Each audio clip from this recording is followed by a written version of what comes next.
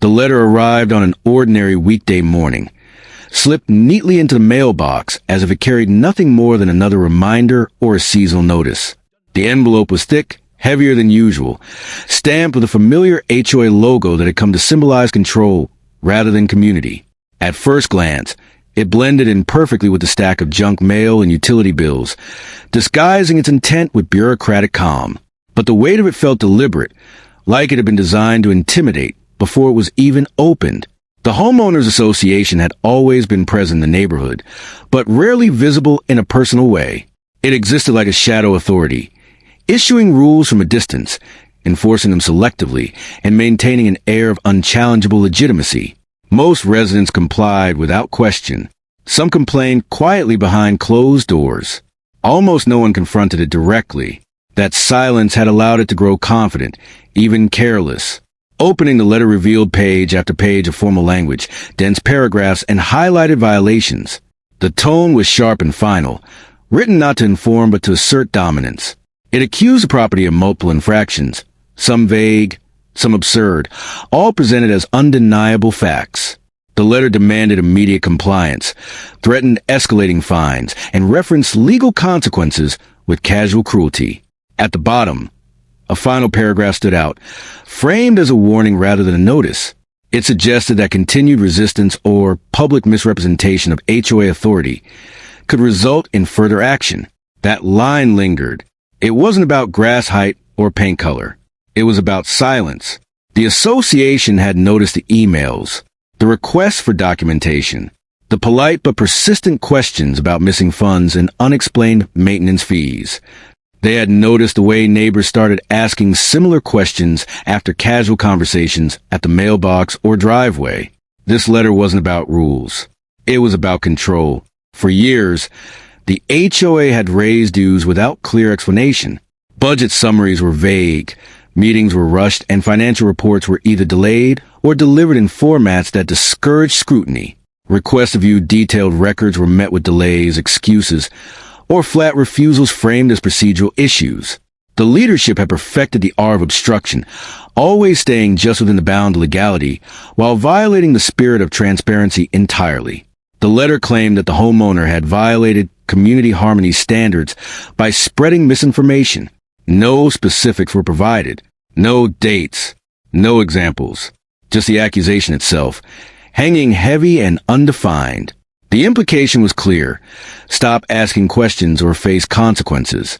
What the HOA leadership didn't realize was that the homeowner had already started keeping records. Every email sent and received was archived. Every notice was photographed. Every meeting agenda was saved.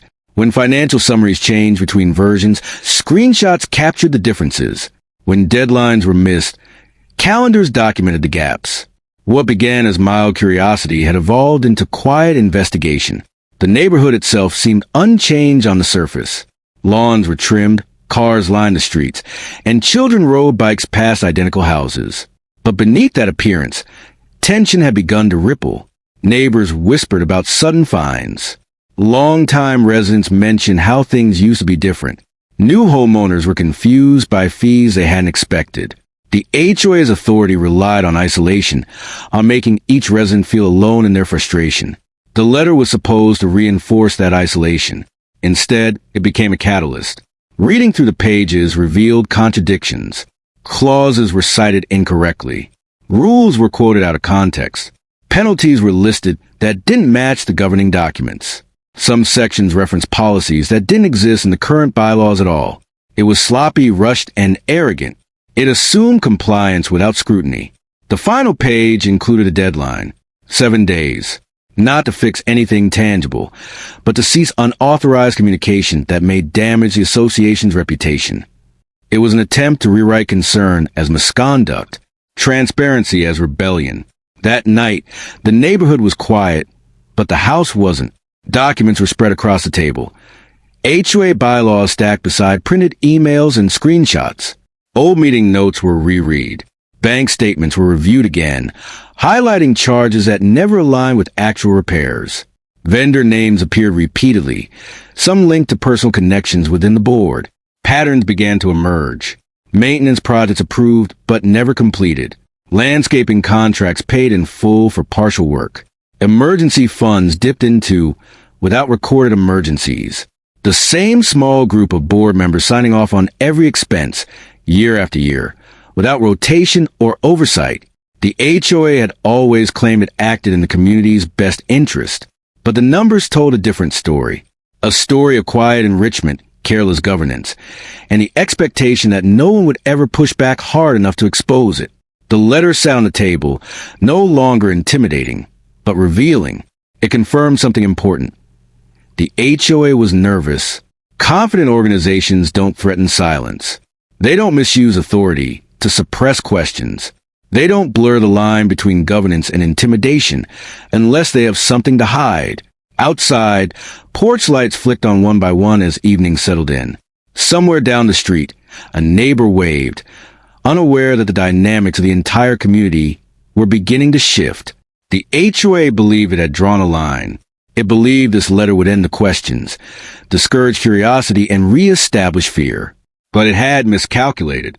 By trying to silence one homeowner, it had revealed its weakest point. The association depended on obscurity, on residents being too busy, too cautious, or too tired to care.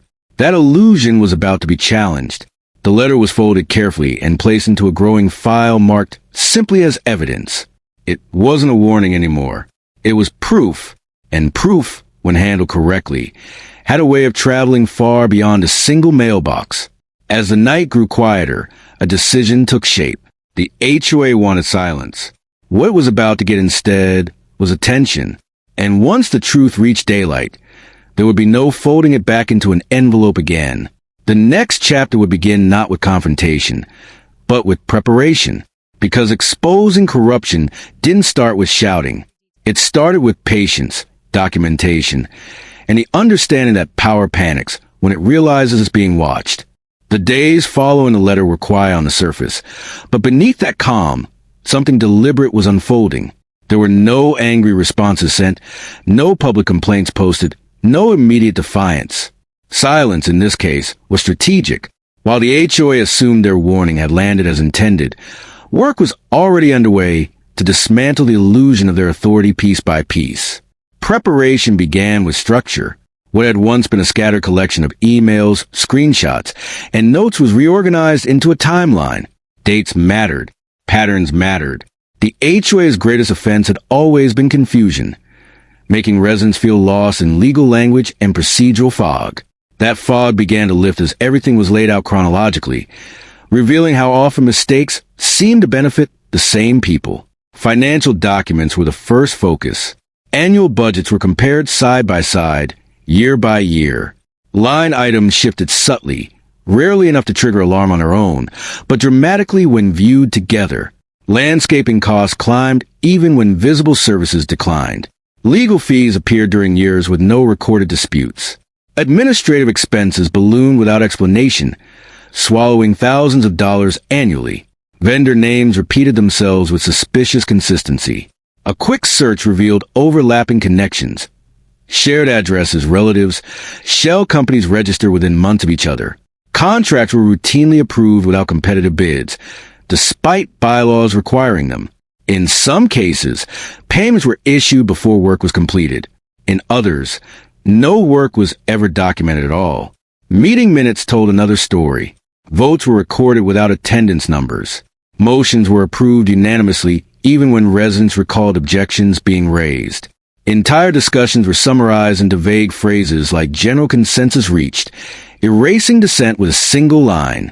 The minutes were less a record and more a curated narrative, designed to appear orderly while concealing disagreement. Requests for clarification were drafted carefully and sent through official channels.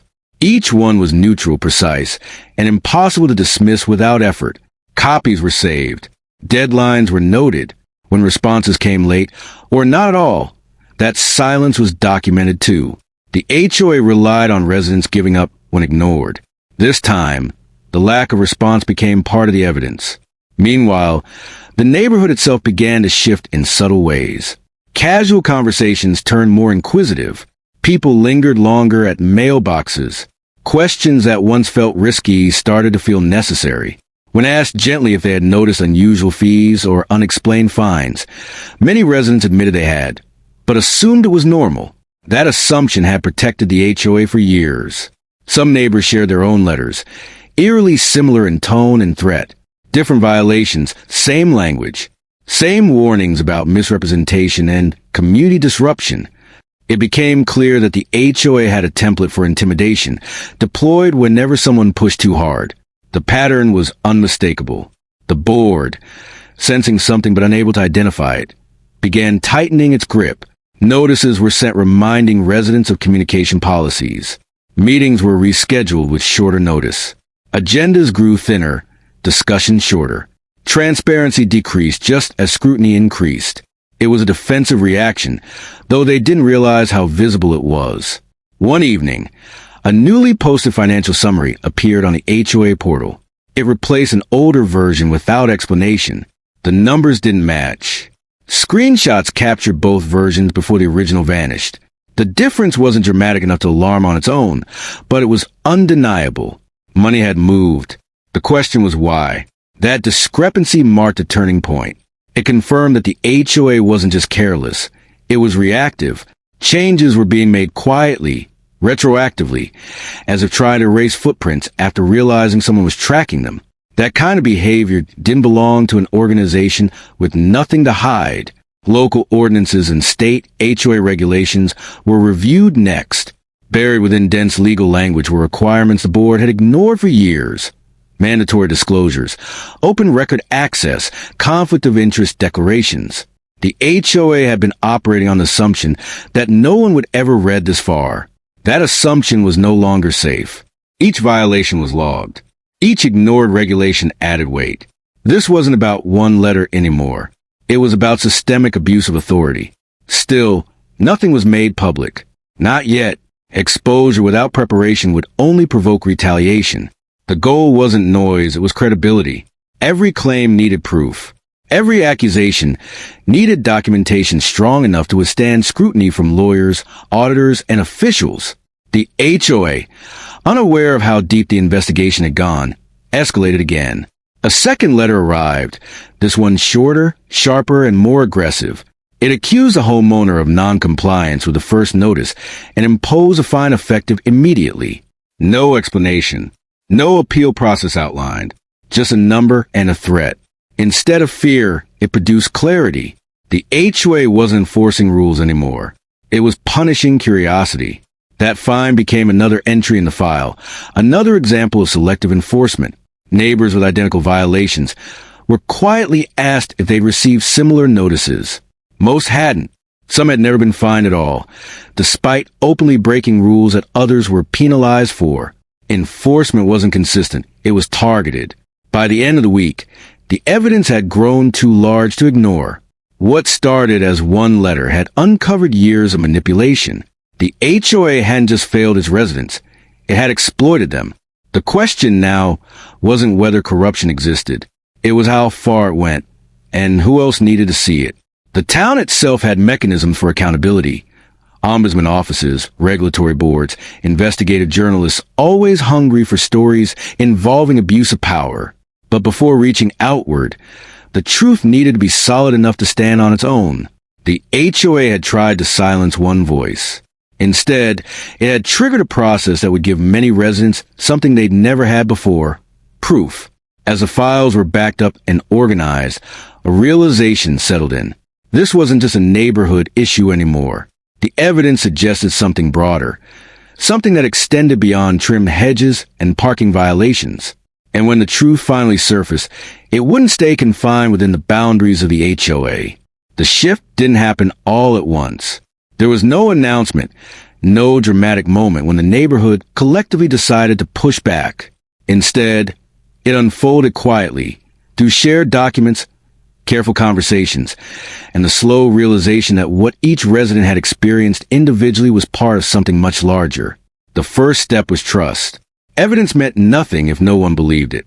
Rather than accusations, facts were shared. Financial summaries were shown side by side. Meeting minutes were compared to personal notes. HOA letters with identical wording but different targets were laid out like puzzle pieces finally snapping together. The reaction was always the same: surprise first, then disbelief, and finally anger. Residents who had lived under the HOA's authority for years began connecting dots they had never thought to question. Sudden fines that appeared after complaints, requests for records that went unanswered, rules enforced selectively, always against those who spoke up. What had once felt like isolated frustration now revealed itself as a deliberate system. Small gatherings began forming. Not formal meetings, just neighbors sitting together on porches, garages, or kitchen tables, reviewing documents and sharing experiences. Each story added weight. A retired couple explained how their dues had doubled over 5 years without any visible improvements. A young family described being fined repeatedly, while a board member's property violated the same rules without consequence. A former board volunteer quietly admitted they had been discouraged from asking financial questions and eventually pushed out. The HOA's power depended on fragmentation. As long as residents felt alone, resistance never fully formed. But now, information flowed freely. Documents were duplicated, backed up, and shared securely.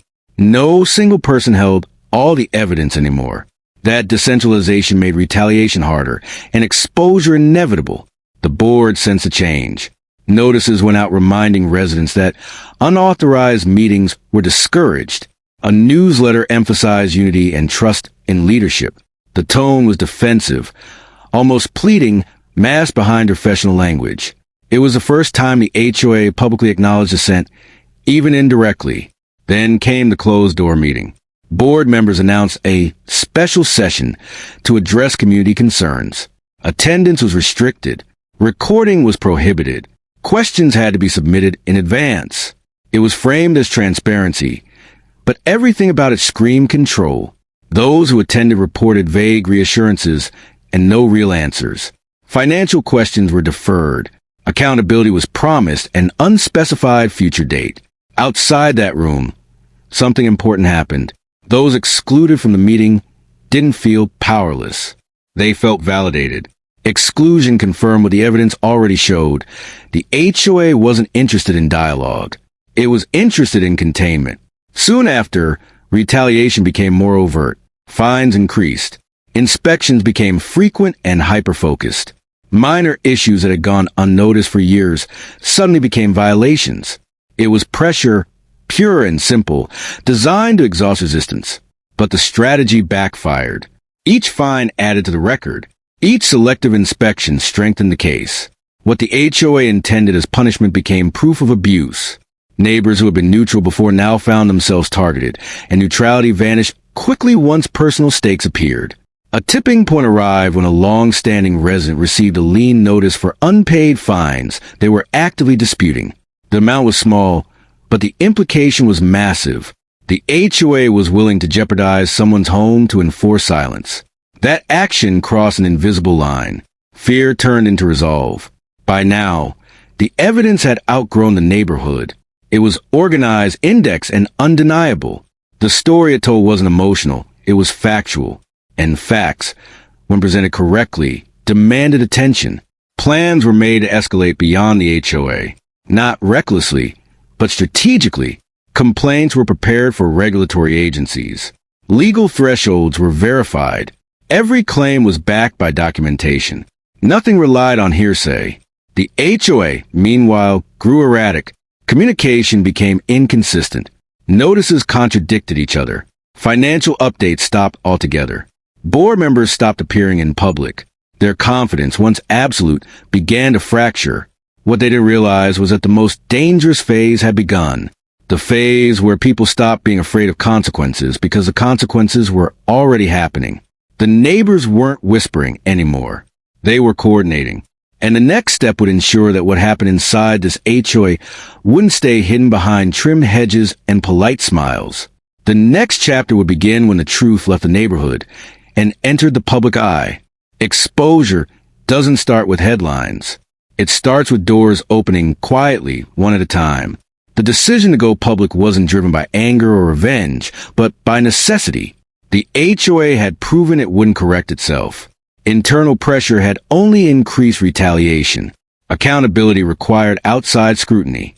The first destination wasn't social media. It was oversight.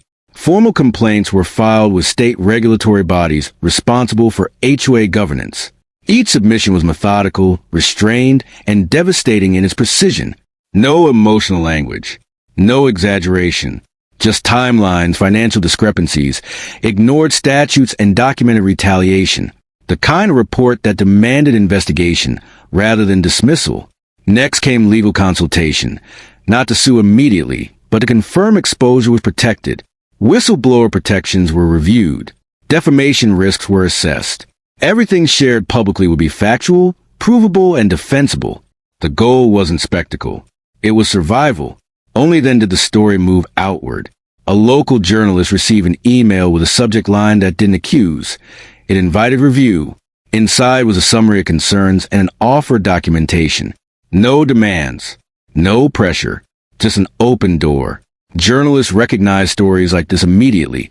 A small authority abusing power because it believed no one was watching. While the press reviewed documents, the HOA made its biggest mistake.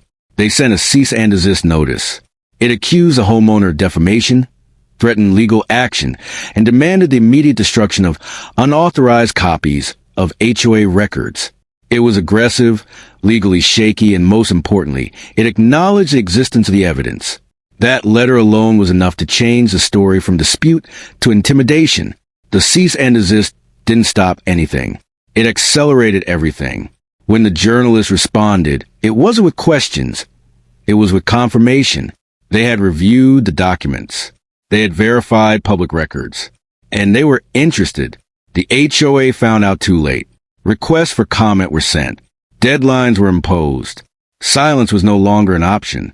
For the first time, the board had to explain itself to someone who didn't answer to them. Their response was vague, defensive, and inconsistent with their own records.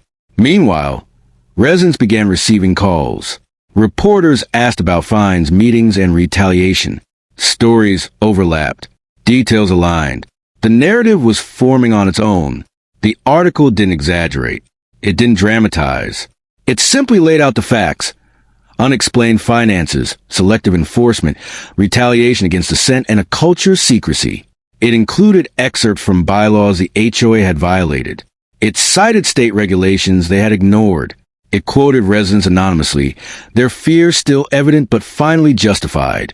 Once published, the story spread faster than anyone expected. Other towns recognized familiar patterns. Former HOA members reached out with similar experiences. What seemed isolated revealed itself as part of a broader problem. Small, unchecked authorities operated without transparency, relying on intimidation rather than governance. The HOA issued a public statement denying wrongdoing. It changed nothing. Regulators responded. Audits were scheduled. Board members retained attorneys. Emergency meetings were called. For the first time, the HOA was reacting not to residents, but to consequences. Inside the neighborhood, something remarkable happened. Fear evaporated. Fines were disputed openly. Meetings filled up. Questions were asked loudly and on record. The HOA's authority, once absolute, now felt fragile. The attempt to silence one homeowner had exposed the entire structure. And as investigators began digging deeper, it became clear that the story wasn't over. What had already surfaced was damaging, but it wasn't everything. The next chapter will reveal what happens when scrutiny turns into action, and when corruption faces the consequences it never planned for. By the time regulators arrived, the HOA was in full defensive mode. Every board member seemed to sense that their years of control had been built on a house of cards, and now the cracks were widening. Auditors demanded financial records, internal communications, and evidence of policy enforcement. The meticulous files that had been collected over months became a weapon, organized, cross-referenced, and impossible to dismiss. The HOA tried to stall. Deadlines were ignored. Emails went unanswered. The auditors responded with formal notices of non-compliance, escalating the matter from a simple review to an official investigation. For the first time, the HOA had to face the consequences of ignoring transparency and accountability for years. Residents were emboldened. What had started as whispers became collective action. Groups of neighbors attended meetings en masse, documenting inconsistencies, presenting their own records, and challenging the board on every claim. The fear that once kept people silent had vanished. Every attempt to intimidate, fine, or silence residents only added more weight to the mounting evidence. The board's internal communication became frantic. Emails leaked showing conversations about controlling the narrative and limiting exposure. Attempts to spin minor infractions into major violations against residents were recorded and included in investigation. The more they tried to regain control, the more transparent their own misconduct became. A turning point came when legal notices regarding the mismanagement of funds were delivered. Some residents had paid into accounts that didn't exist, while others had been billed for services never rendered.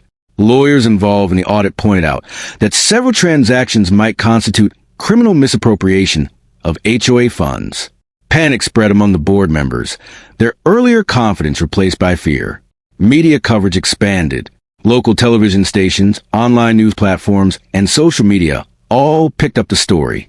Residents, who had been previously cautious, shared their experiences openly. Photographs of approved but never completed projects, copies of confusing letters, and screenshots of contradictory policies flooded the narrative. The HOA could no longer control the story. The attempts to intimidate had only amplified the scrutiny. And yet, through all the chaos, one unspoken truth became clear. The HOA had underestimated the power of evidence combined with community solidarity. Where they had relied on fear and isolation, the residents relied on facts, proof, and collective memory. Every misstep by the board became another proof point. Every threat, another reason to resist. The board convened emergency meetings behind closed doors, trying to salvage authority and plan damage control. But it was too late. The facade of professionalism had crumbled. Neighbors now had leverage not just in the form of documents, but in unified resolve. The HOA's long-standing control over the neighborhood was slipping away. By the end of this chapter, the HOA wasn't just vulnerable, it was exposed. Every attempt to intimidate, fine, or silence residents had backfired spectacularly. What began as a single threatening letter had grown into a full-scale unraveling of an entire organization's power structure. The next chapter would be the final reckoning, where accountability, justice, and the full scope of exposure would finally play out. The culmination of months of preparation, investigation, and persistence arrived quietly, almost imperceptibly at first. Regulators moved methodically, cross-referencing evidence, interviewing residents, and reviewing financial records. Every discrepancy the HOA had tried to conceal became a documented failure. The audits revealed more than simple mismanagement. They uncovered deliberate manipulation and exploitation, patterns that no amount of legal language could disguise. Public attention surged. News articles highlighted the repeated intimidation of residents, the misappropriation of funds, and the selective enforcement of rules. Social media amplified the story, showing images of improperly billed services, contradictory letters, and evidence of ignored state regulations. Residents shared personal experiences in a measured, factual way, bolstering the credibility of the case and ensuring that the HOA's attempts to dismiss complaints as isolated incidents fell flat. Legal proceedings began. The HOA's board members were compelled to testify, documents were presented in court, and hearings were broadcast in real time for transparency. Evidence collected over months was displayed systematically, each record contradicting claims of compliance or legitimacy. Attempts to spin the narrative failed under scrutiny. What once seemed like an untouchable authority was now subject to law and public oversight. The HOA tried one last tactic, threatening small claims, imposing fines, and sending letters claiming defamation. Each move only strengthened the residents' position. Attorneys representing affected homeowners pointed to the pattern of intimidation as proof of systemic abuse. Every new complaint about retaliation was documented and added to the ongoing investigation. In the neighborhood, the impact was visible. Residents walked with a renewed sense of confidence. Board meetings became open and accountable. Policies were rewritten with transparency. Checks were established for financial oversight, and independent audits were scheduled regularly. The culture of fear had been dismantled by persistence, evidence, and collective action. The final verdict didn't need fanfare. Regulators imposed penalties, demanded restitution, and mandated the resignation of certain board members. Media coverage highlighted not only the wrongdoing but the methods used to expose it. careful documentation, collaboration, and a refusal to be silenced. The homeowner who had first received the threatening letter became a symbol, not of revenge, but of civic responsibility and courage. As the story reached its conclusion, one thing was clear. The HOA's control had been shattered. The power of transparency, persistence, and community had prevailed. Letters that once intimidated now served as reminders of the fragility of authority built on secrecy and fear. The neighborhood, once divided by uncertainty and intimidation, had emerged united, informed, and empowered. And though the chapter closed, the lesson lingered. Silence protects corruption, but courage, evidence, and collective action can topple even the most entrenched structures of power.